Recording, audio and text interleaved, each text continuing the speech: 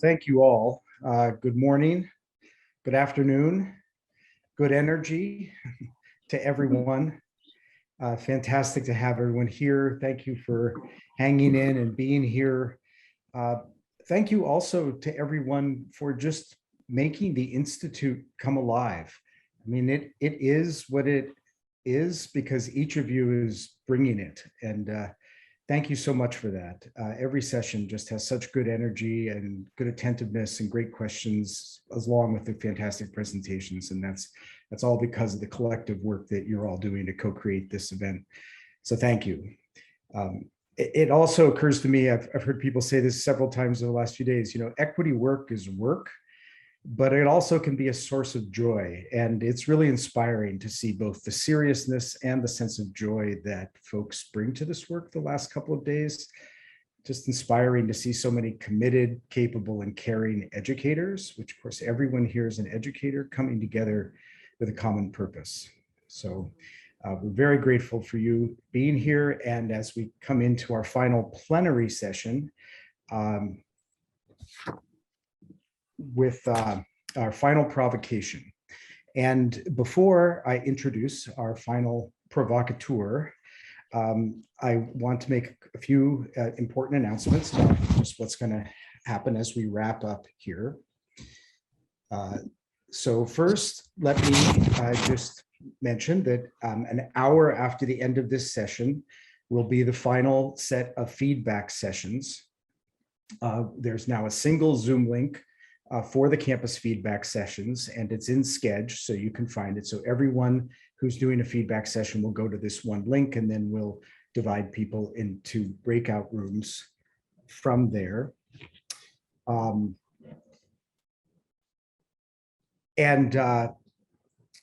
So let me just show you a slide of who we think is participating. So this is a list of all of the schools that we think are part of a feedback session. So if you could look at this list, if you think you're on the feedback session train, but you don't see your name on this list, then please send a private DM chat to Heidi Elmendorf or Susanna McGowan. And let them know it is still possible to add your team to get a feedback session. We can make that accommodation, whether you have a whole plan to present or just a challenge you want to get feedback on. And also, you don't need your whole team to present. So there's a couple of you who would like to present, you don't have to have your whole team. So we have 21 teams, fantastic showing. We just want to make sure that anybody who we feel like this could be a very valuable part of the Institute, it could benefit everyone. So we just want to make sure that if you think you could benefit from that, that you're taking advantage of that. So if you don't see your name on this list, please DM either Susanna or Heidi. Okay, you've got enough time to absorb that. And then for everyone, those who are having feedback sessions next and everyone, we also want to remind you that this Institute is very much just a major event in a year-long cycle of what we think of as the Equity Community of Practice that is hosted and led by ATI. And we look forward to working with so many of you and continuing these conversations as we move into the community of practice that will resume early in the fall. So to remind you that this is really part of a cycle of work and that we need a sustained community in order to sustain this work. And we look forward to doing that together. And then finally, feel free to keep tweeting and using social media. Our hashtag and our Twitter account are listed there, EquityInst 2022 and hashtag Equity Institute 2022. So please do spread the word and use social media for the cause of good. And now it is with great pleasure that I will introduce our final provocateur, Dr. Mary Wardell Giarduzzi. Let me just, her full bio is in Schedule, but let me just read a bit of it. Mary Wardell Giarduzzi joined the University of the Pacific in 2021 as the university's inaugural Vice President for Diversity, Equity, and Inclusion and Chief Diversity Officer. She's also a professor of communication and a leader on race, leadership, and faith-informed social justice. She's guiding the university through a transformative framework designed to integrate DEI into all aspects of campus life and operations. Prior to coming to Pacific, Mary served as Dean of Students and Vice Provost of Diversity Community Engagement at University of San Francisco, where she led diversity initiatives that resulted in one of the most ethnically diverse student bodies and faculty in the nation. Mary is president of the San Francisco Public Library Commission, is on the executive board of the Ignatian Solidarity Network, and chairs the Urban Libraries Council in Washington, D.C. Dr. Wardell Giarduzzi has awards that include the Human Rights Defender for Gender Equality in San Francisco, and she was named one of the Bay Area's most influential women by the San Francisco Business Times. It is a great pleasure to introduce her. She'll be speaking to us today about how do we institutionalize love, a humanizing framework for belonging and justice in American higher education.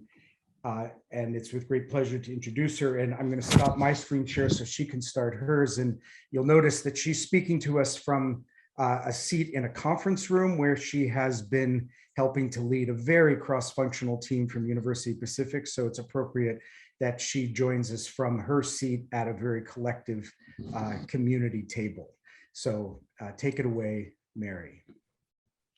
Thank you so much for having me here. It is so exciting and it is such a privilege to share this space in this really important summer institute.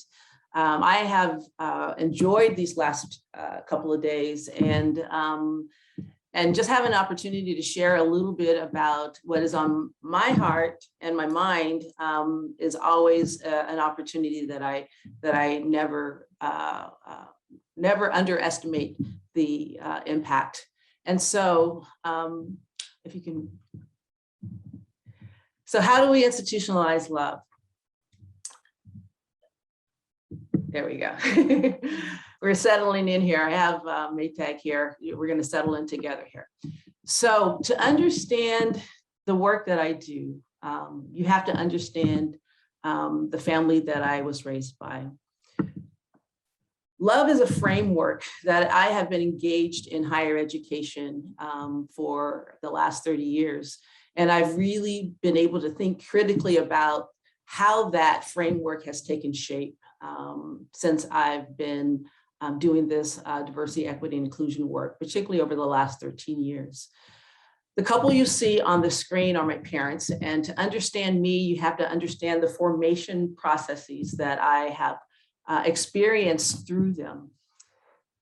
In my bio, you heard that my work is really grounded in kind of a faith-informed notion of social justice. And so that came directly from my parents. My father was a part of the Great Migration, as well as my mother.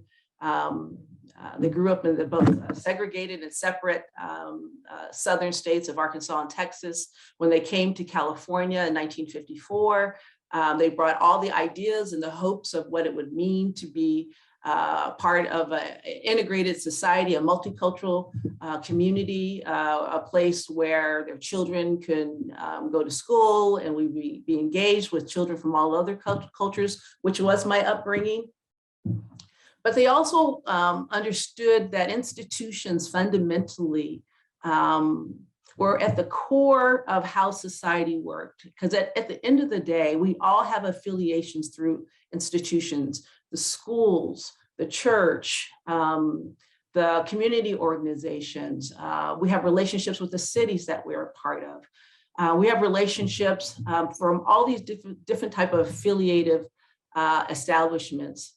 And one of the things that they learned is that there was this cognitive dissonance that they experienced as Black Americans. My mother as a Black woman, specifically my father as a Black man, they had experiences in housing, they had experiences in their ability to fully realize all parts of the American dream. And they knew that it came specifically at the intersections, particularly of their race, their class, and in my mother's case, her gender. And so one of the things that I was taught by them was that to move forward or make change in society, that even though I may not always love or trust an organization or the people, that I had to find a way to use the institutions as a platform for doing this work. And so one of the things that I want to offer to you in this work is to think about institutionalizing love from this place of what I called a more critical and soul-filled perspective. And I'm going to bring just a little bit of art into the space this morning. Before you hit that, Gregory Porter is a jazz musician who is also from the Central Valley where I grew up. He was born in Sacramento. I was born in Stockton. I was raised in Stockton, California. He was raised in Bakersfield, California. He's also one of the first generation Californian kids whose parents came from the segregated South. And one of the things I love about him as a musician is that as I use the platform of my leadership to try to actualize the social justice work through the very distinct narrative of African Americans who understand how institutions fail, and at the same time, they know that progress can only be made through institutions. Part of the work that I want to offer to us in this critical perspective that oftentimes only can come from people who understand oppression deeply, generationally, to think about institutionalizing love by reframing this idea of who we center. And Gregory is doing that through his platform as a musician. And I want to share just a piece of this clip. Hello, this is Gregory Porter, and this is Take Me to the Alley. One mic, one take.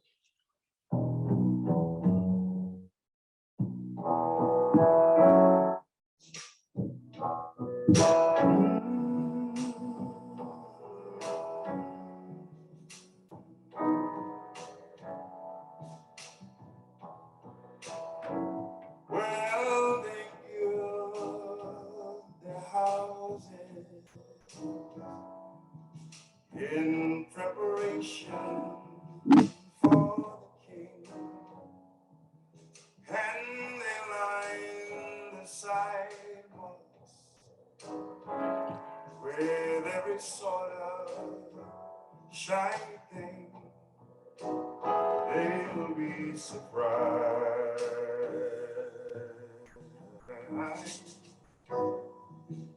when they hear him say, take me to the alley, take me to the afflicted one, take me to the lonely ones that somehow lost their way. Let them hear me say, I am your friend. Come to my table, rest here in my garden. You will have a pardon. You will have a pardon. Take me to the alley. Take me to the afflicted one. Take me to the lonely ones that somehow lost their way.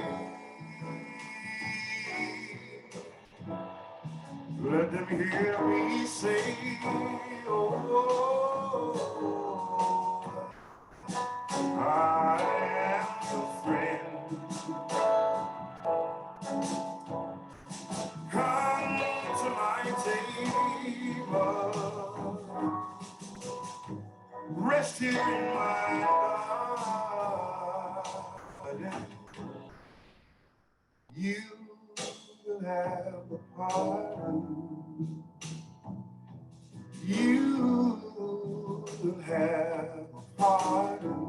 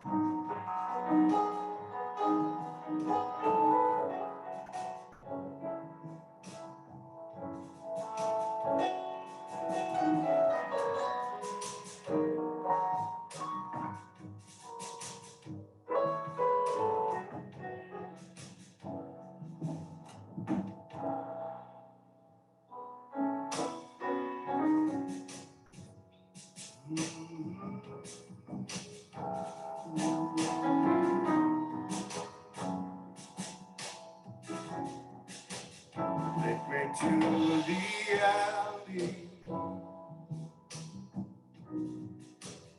Take me to the afflicted one.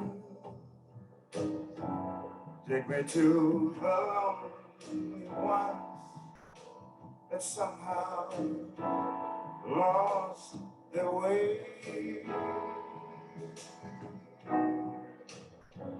Let them hear me say, I am your friend. Come to my table, rest here in my garden. You will have a pardon. You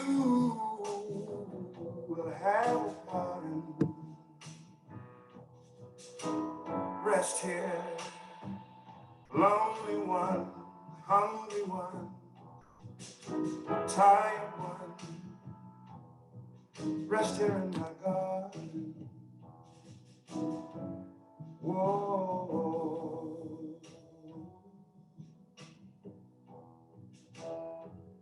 Whoa. Hello, this is Greg Report. So I wanted to take some time just to settle in that beautiful, beautiful baritone voice on with really one of the greatest artists that is coming out of California, in this area specifically, as we think about becoming anti-racist. Because one of the first things that I'm going to say is that if you do not have a soul-filled, soulful perspective, if you do not center Indigenous people, if we are not centering Black people, if we're not centering the Latinx community, if we're not centering the Asian American community, particularly the stories and the narratives that they carry, that they bring to them and with them generationally. What you heard in that beautiful baritone voice was all the pain, the sorrow, the promise, and the joy that he was communicating to his audience.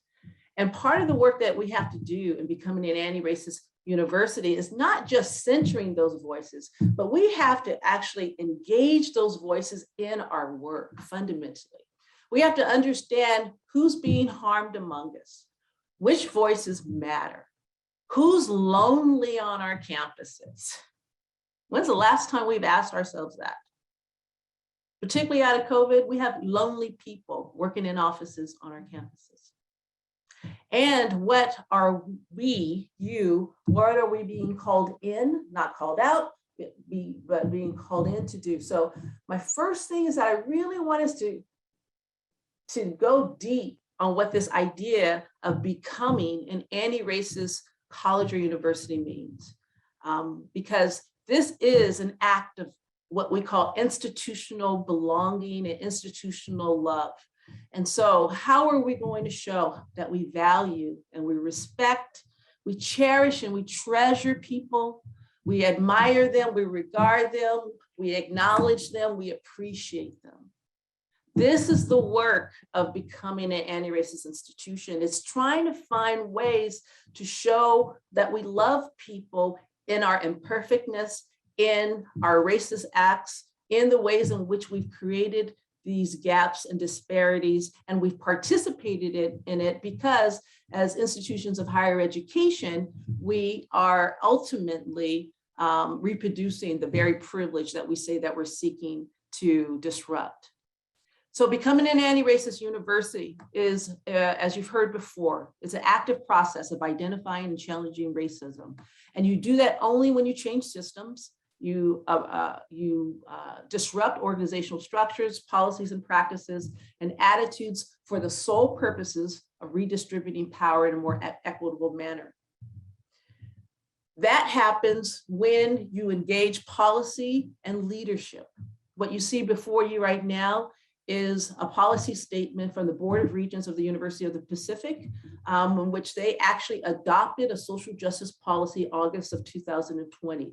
It outlines all the specifics of what the institution will do as it relates to its commitment to social justice, but specifically they named that the Board of Regents of the university is committed to social justice and the eradication of systemic racism and the conduct of its responsibilities. And furthermore, in order to become an anti-racist university, then you have to have leadership, and most of us do at this particular point have leadership that have said things such as our president has said, we will strive to become a model anti-racist university and a national leader in diversity, equity, inclusion, and higher education. And that was by President Callahan of the same month and same year. These are all just the beginning parts of that work.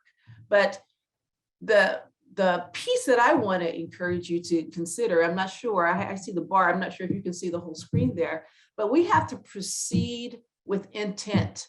And we might even need to proceed with caution, because the business of becoming anti-racist is really radical when you consider the histories of higher education and how higher education has been at the forefront of reproducing the very inequities and disproportionalities that this entire institute is about. We are actually knee deep in the mire and the muck of systemic racism, and how we then perpetuate it through our philanthropic endeavors, through our academic endeavors, through our student life endeavors and everything. So the other provocative thing comes directly from Ibram Kendi when he says it's really radical to do anti-racist work. And if you think that it's not, if you think it's kind of cute and that it's kind of short term, it actually is, that's not the case. It's not popular work to do. It may seem popular, but when you really do the work, it actually is quite radical considering the histories that we come from. So one of the things that we have to do is that our work has to be for the purposes of policy making and prioritizing the policies that we have access to, and decision making. For two really main things. You have to be able to demonstrate an awareness of and a responsiveness to, and I'll say that again. Our work should really be about policy making and then decision making that shows and demonstrates an awareness of and a responsiveness to the ways that social cultural forces related to race, gender, ability, sexuality, socioeconomic status, religious identity, etc., either does one of these two things. It will either impede people's ability to have a sense of belonging, or just be able to fulfill the goals and aspirations that we have around equity in our academic experiences, it's going to either impede it or it's going to propel it. And so there is no neutrality in our work. It really is almost in this case, even though there's a lot of shades of gray in regard to the nuances and the complexities of our work, the outcomes of our work are actually not nuanced at all. The outcomes of our work either impede people or they propel them forward. And so one of the things that I've done is that I've taken all the work that I've had and put together a framework that just builds upon what does it mean to be human in a higher education context. And I'm just calling it humanizing higher education. And this is a framework, the overarching framework that I've applied, that the University of the Pacific is moving forward in all of our work, that it must be intersectional. We know this from all the literature and the research, that our work has to be intersectional. It must be integrative, that it can't be an add-on. Remember all those diversity and inclusion offices that have existed for the last 20, 30 years in higher education, and they were not integrated into the life of the institution? We can no longer do that work. It has to be socially conscious. We know it has to be systemically aware. Now we all have a sense of understanding how racism and sexism and on all the issues that oppressed people experience, they experience it because of institutions. So it's systemically, we have to be systemically aware, and that's the institutional piece.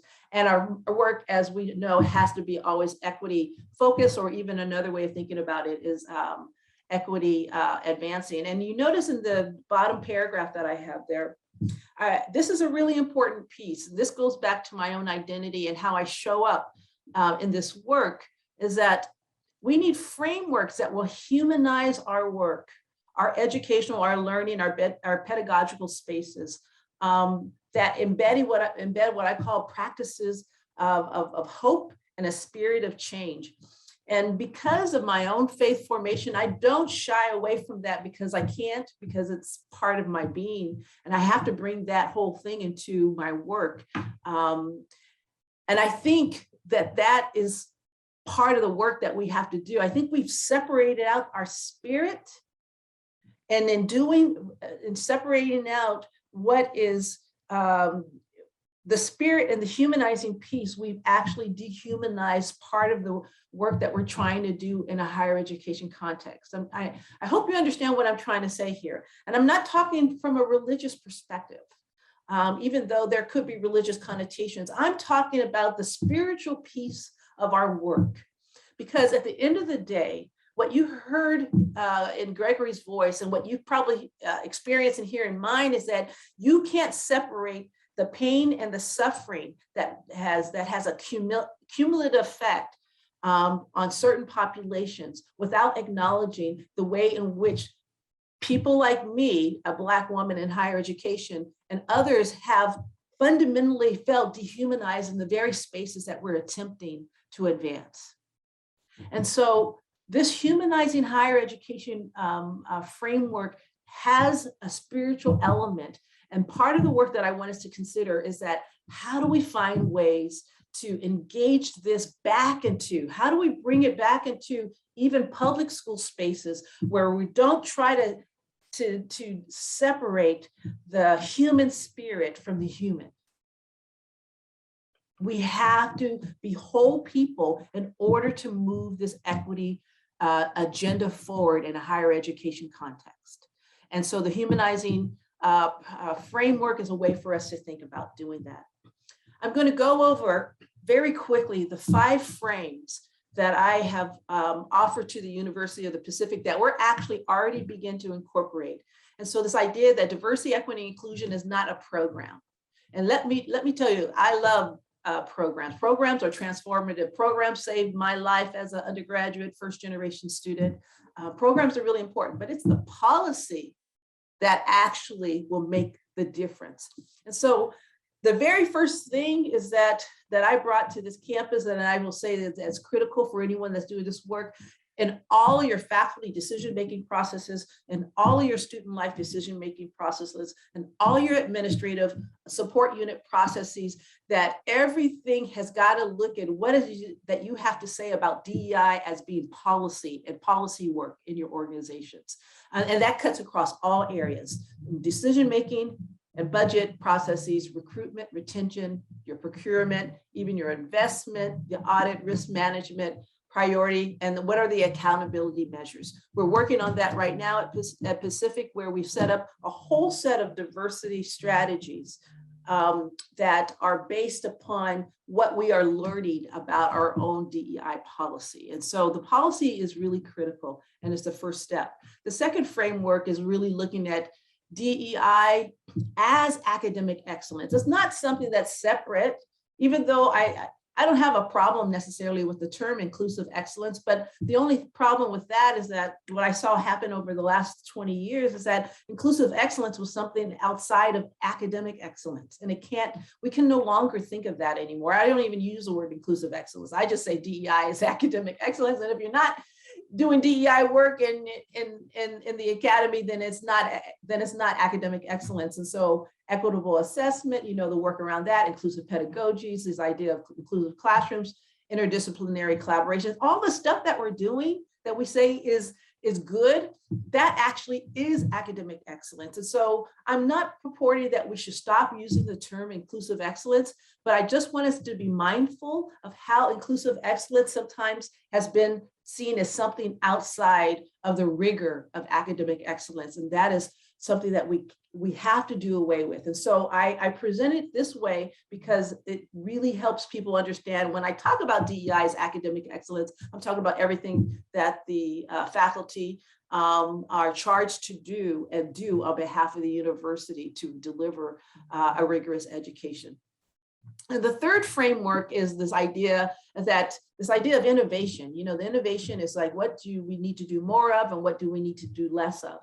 So in my mind is that there is no academic innovation without thinking about the principles of diversity, equity, and inclusion. So fundamentally, again, not putting DEI as something that's outside, but it's central, that anytime we want to do anything that's strategically cool and academically innovative, it will have elements of diversity, equity, inclusion. And at the very top, you see the pyramid that I have there, equity is going to be the thing that is going to drive all academic innovation, not only in 2022, but in the next years that we have before us. And so how do we think about academic innovation as an act of equity and inclusion?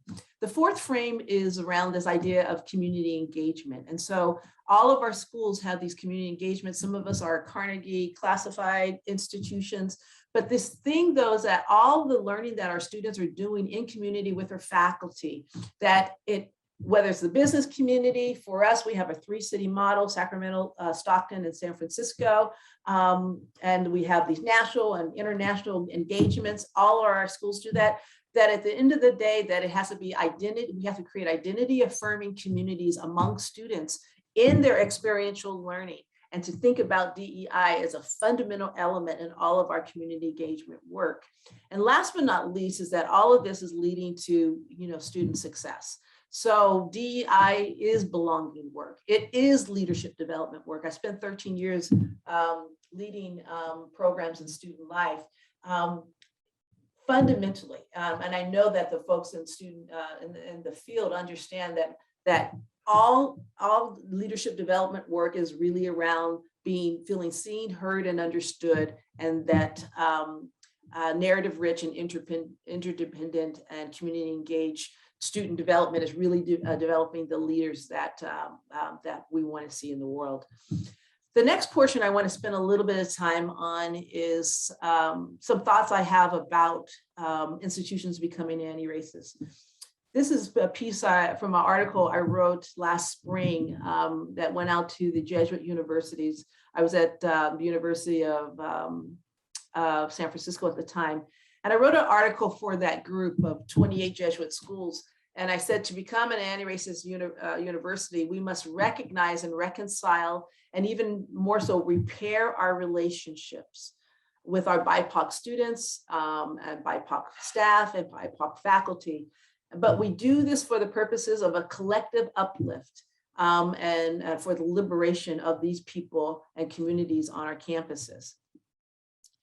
One of the things that I've done and I continue to use even in the framework that I presented for you is that racial equity is the tool of social justice that will move us forward in this work. And it's my tool of choice. I have a lot of different tools in my tool belt, but there's nothing that I do that is really more effective than thinking about how to use racial equity, which is looking at and helping people understand the historical pieces of any problem or issue that we're evaluating and experiencing. And that racial equity really makes us aware that we must always look at things from a historical context, and that we can't do any of this work without it being historically based and historically, that we have a historical awareness of what's happening. Very quickly, I just want to share this. I put this together for a group that I did some training with, a national group, and I want to share this with you, that racial equity really requires a fundamental shift in our thinking, that diversity and inclusion concepts oftentimes seek to improve the college or the university, and those have always been on the focus on the needs of the university. Racial equity, though, seeks to redress. It's like it's trying to reconcile. And what it's trying to reconcile is what I call institutionalized harm caused by racial and other injustices. So racial equity work is a higher calling among all of the justice work that we do, because it really is seeking to put its focus on the needs of students and faculty and staff and communities of color, as opposed to universities traditionally look at the focus of the needs of the institution. So part of the work that I want to offer to you is to continue focusing on the needs of the faculty, staff, and students, and the harm that the institution may have caused with and among them. So moving towards the end here, institutionalizing love is an invitation in our work to be collective and liberation and freedom for those who have been oppressed and violated and marginalized and afflicted, namely the Black, Indigenous, and other people of color on our campus. The song that you heard earlier, you know, it was if you really listen to it very metaphorically, Gregory's song was about reframing who deserves our attention.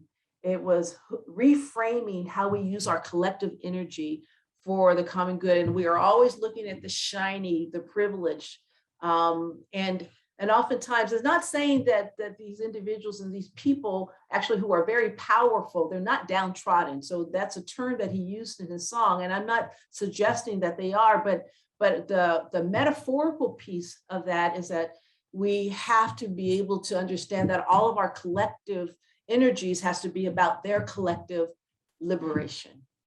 And I'll say that again, our collective equity work has to be about their collective liberation and freedom. And I'll say it just one more time. Our collective work, colleagues, must be about their collective liberation and freedom. It can't be about us. It can't be about us personally. It can't be about us filling up our resumes or our CVs. It can't be about, you know, it can't be about us. It's got to be about those individuals in our communities who have been left behind the promise of higher education. And even the ones that have been able to successfully get a higher education, oftentimes we've put them in positions where they feel like they have to feel like charity cases. You know, we oftentimes do that with students and scholarships. Students get scholarships and then there's an expectation that the students are going to share, obviously, how the scholarship has changed their life. scholarships changed my life. And at the same time, the university was fortunate that it was able to have a student like me to bring my life experience into the classroom and then be able to become, a part of that, their story. And so part of it is that how do we decenter ourselves in all that we do in the classroom, even as we talk about our funding, and how do we center the promise, the brilliance of what these students and what they bring into our campus communities. Very quickly, I just want to share with you just a little snapshot of the body of work and some of the outcomes that is happening here on the West Coast in the University of the Pacific. And so my very first thing, I started in July. By October, I had my very first presentation was to the Board of Regents, that's our Board of Trustees. And between that time of October, when they first were introduced to this framework, to the last Board of Regents meeting, we're fortunate because Randy Bass is on as a member of our Board of our Trustees, is that they have already gone through and set forth priorities. And this is the first time. The university is 171 years old. It's the oldest and first institution in the state of California. California became a state in 1850, and University of the Pacific was chartered in the state as the first university in 1851. This is the first time that a Board of Regents of this institution has ever prioritized DEI, and specifically through a racial equity lens. I'll make this clear.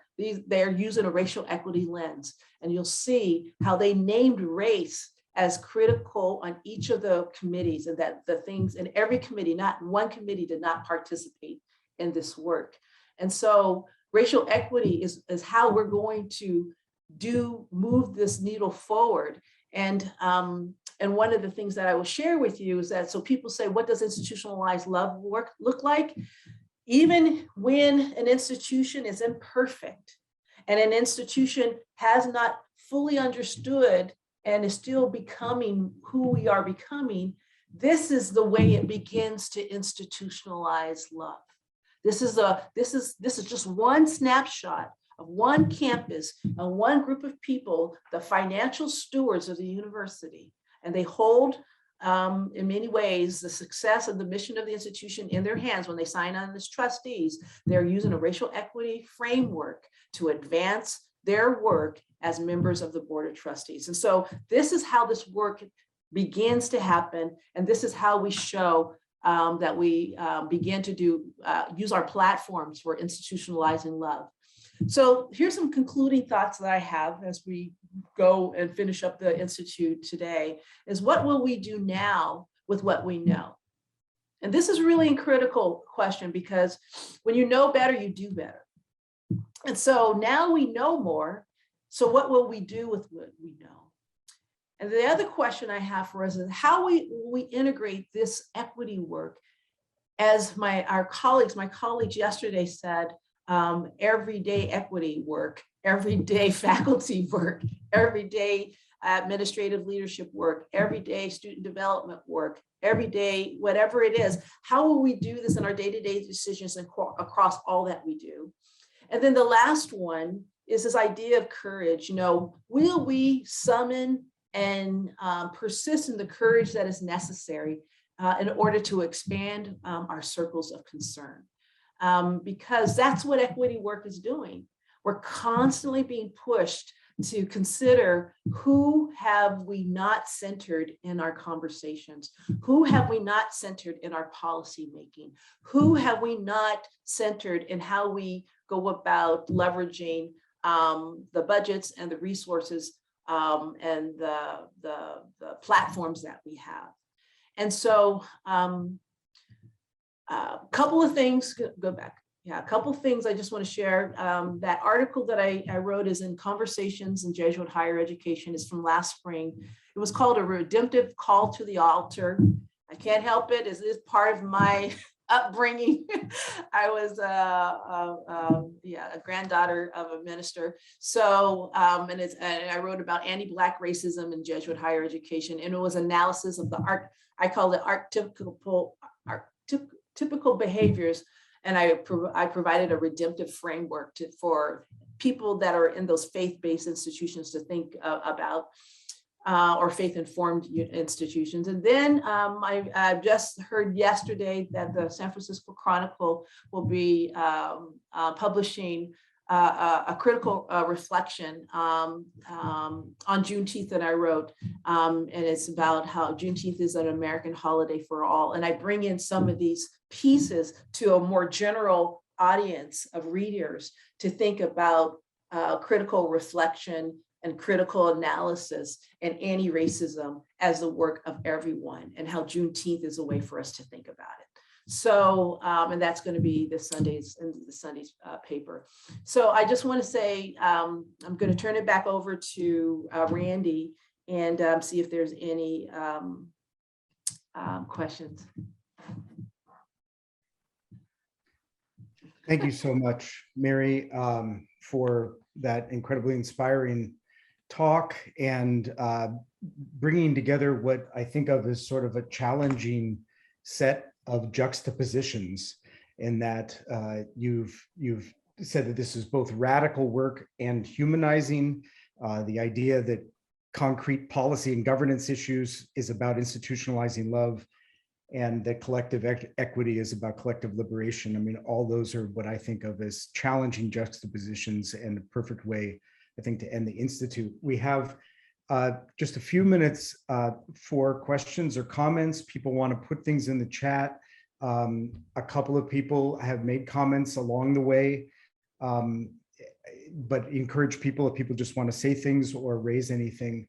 One question I thought I'd ask, and I'm riffing here off of something that Sharon dropped in the chat early in your talk, about not just thinking of this about pedagogy and theory and kind of institutional change, but the spiritual part of the work. Maybe you could just say a word that that you, I think, imply that by talking about love or even spirituality, I'm sure you mean that very eclectically, like everyone needs to find their way into that kind of humanizing language. So maybe you could just say a word or two about that. Absolutely. That's the reason I mentioned this as a spirit of hope and change. And regardless of one's background or formation experience, one of the things that I think that has happened, because the purpose of higher education is a pursuit of truth, and it's a pursuit of justice, and it's a pursuit of knowing. And we have these various lines of inquiries that lead us to those things. We have the scientific method, we have the social science, and we have other, all the other professional disciplines that have added to that as well. So part of that purpose of how we do what we do in a higher education context, it almost has been a abdication by design to think that we can't pursue those things in a way that is rigorous, that is scientific, that a way that proves that we deserve what we do, because we're pursuit of truth, and we have these methodologies in which we do it across a multitude of disciplines, and that the spiritual realm can't exist with the scientific or the other realms. But that's a lie.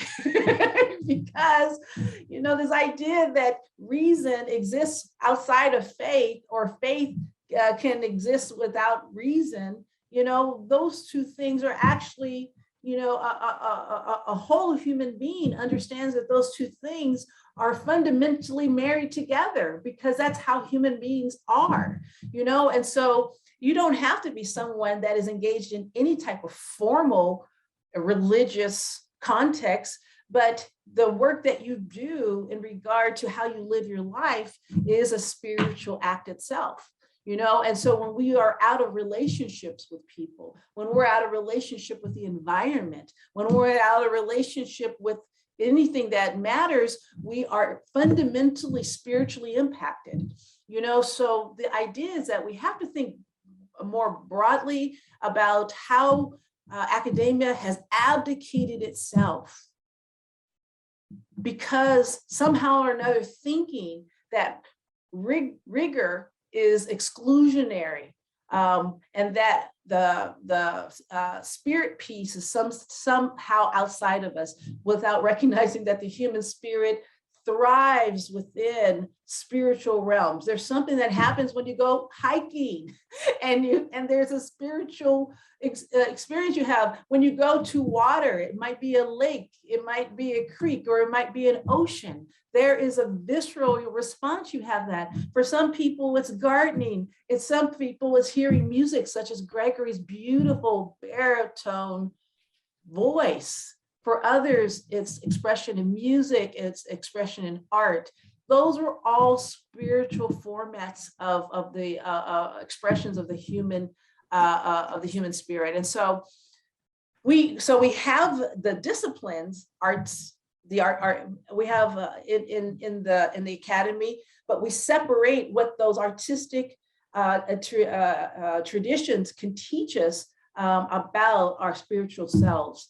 And so part of it is just recognizing that there is no opposition of reason and faith, or reason and spirit, whatever you want to call it. I call it reason and faith. As a matter of fact, I think that faith without reason is not, isn't strong enough. And reason without faith. There's a lot of that new Shadrina face stuff. I think we're good now. Go ahead. And that faith without reason is short-sighted, so those are my thoughts on that. Yeah, thank you. We have about 60 seconds because we need a few minutes to wrap up. Jose Moreno has asked, what are 1 to 3 things? I'm going to revise this question to be, what is one thing? What is one thing folks on this call can do Monday morning to advance equity in a radically pragmatic way, or a pragmatically radical way? What would be just one thought that you might say people could do? Wow.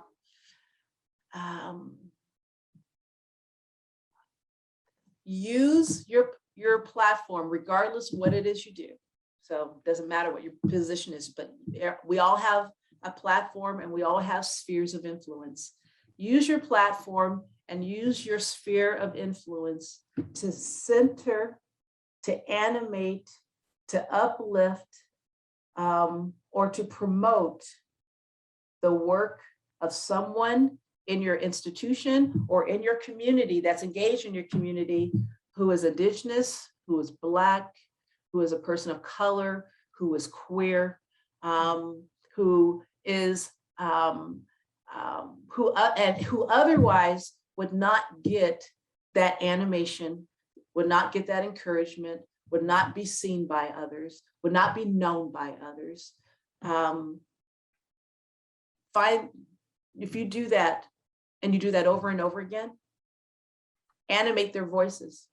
Yeah. Give them opportunities. Give them a job. Promote them. Put them on the committee. Let them run the committee. I don't know. Something. You get my drift. Yeah, beautiful. That's a great, fantastic way to end, a fantastic response. Well, so Mary, again, thank you on behalf of all of us for a wonderful presentation and a wonderful way to bring the Institute, formally, the plenary part of the Institute, to a close. So we thank you very much, all of our gratitude. Thank you. Thank you so much for having me. Now we will just shift to a couple of slides here to finish up. I'm going to just reshare my screen, and hopefully I'll also be joined by Susanna and Heidi here in the spotlight here at some point. But let me just go back to the slides. So what we'd like to do is which we did on each of the first 2 days, to do a kind of checkout. If people are up for it, to drop into the chat one last word or phrase exercise. How are you feeling today about where you are and what's next? Just whatever you'd like to say, just drop a word or phrase in the chat as a checkout. Love to hear your energy there. So how are you feeling today about where you are and what's next? So I can see the numbers are appearing, so something must be happening in the chat. Fantastic. Still pumped. Okay, perhaps that should be the motto of the second motto of the Institute. Still pumped. Great. Intrigued, provoked. Nice. If not us, then who? Love it. Motivated, passionate, energized. Excellent. Thank you all. Keep that coming. Supported. Yeah, I'm not going to type it in, but I would put not alone. Feeling like I've got a big community to do this work with. So affirmed. Nice. Okay, while that's happening, let me just give a thank you. Should I be showing the updated institutional slide? Just get a nod or not from yes. Where is that? Okay, here's the updated institutional slide. We've since a few background things. So this should be the current list of who's in a session. So hopefully we caught everybody here, but Susanna and Heidi have been active on the back end, updating that. So hopefully now everybody sees themselves if they're choosing to do a feedback session, which will start an hour from now. And really just take a few seconds here to just thank you, to thank all of our thought partners, all the people that helped us put the program together, and the leadership, the provocateurs, the panelists, our institutional partners, American Talent Initiative, Xavier University of Louisiana, our Georgetown partners, the Hub and the Red House, and including Dr. Adna Johnson, the Office of Student Equity and Inclusion, and all of you who participated and made this an amazing event and a really rich time together.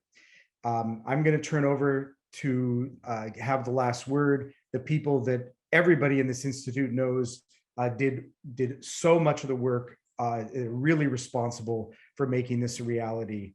I was saying that we have done this piece of performance art to show how much Heidi and Susanna's voices, heads, minds, hands have resounded through the Institute.